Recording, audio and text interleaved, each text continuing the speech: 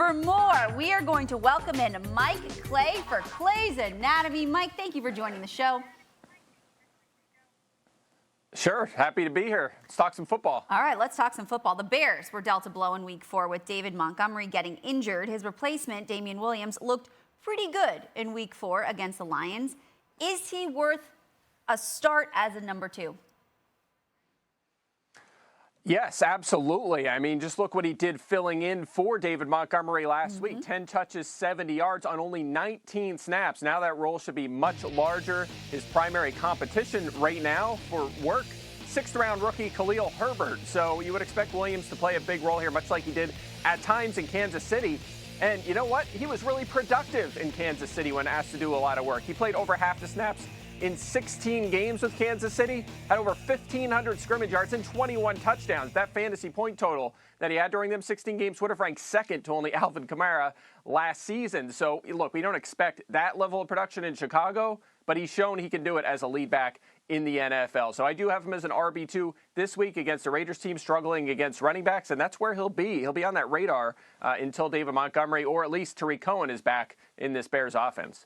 Mike, production is the name of the game, and Sam Darnold for a long time in New York, 300 yards was, speaking of fantasy, not a reality for him in that offense. Here he is, 3 straight games going over 300 yards with multiple passing touchdowns, has 2 rushing touchdowns on the year, delivering from the pocket, got a great play-action game. Is he for real for the last 13 games of this season? I mean, look, I think everyone that's exited the Adam Gase offense has been for real, right? I mean, that's what we've seen the past couple of years. So why not Sam Darnold? I mean, look, he's done the job so far. He's 6th in QBR, right? So he's playing pretty good on the NFL level.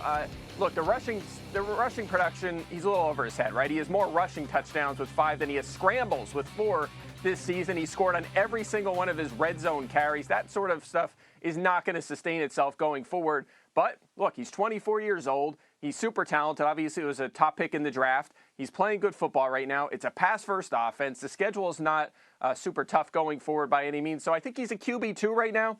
And look, if he's the real deal, again, he could be. He's only 24. If he proves that he's a really good NFL quarterback, he could get into that QB1 conversation. But for now, some cautious optimism. We'll call him a good backup in fantasy for the time being. Let's talk about somebody on his former team. Receiving depth can be found on free agent lineups.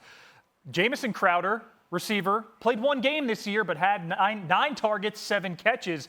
Do you think he's a guy worth picking up?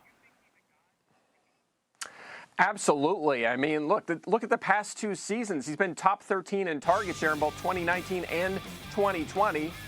Last year, there was only 12 games where he was active. He was the number 14 scoring fantasy receiver. So he has done the job. We've seen him be a good wide receiver, too, in PPR formats.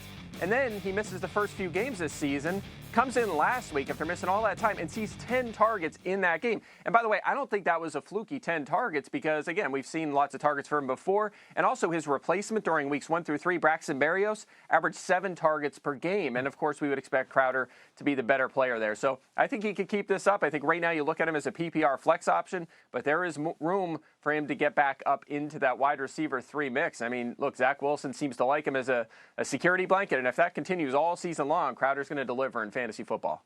All right, you heard it from the expert, Mike Clay. Thank you for joining us. We got to keep a close eye on our fantasy teams, Phil. Always. You got it. We'll see you next week. Thanks for watching ESPN on YouTube. For live streaming sports and premium content, subscribe to ESPN+.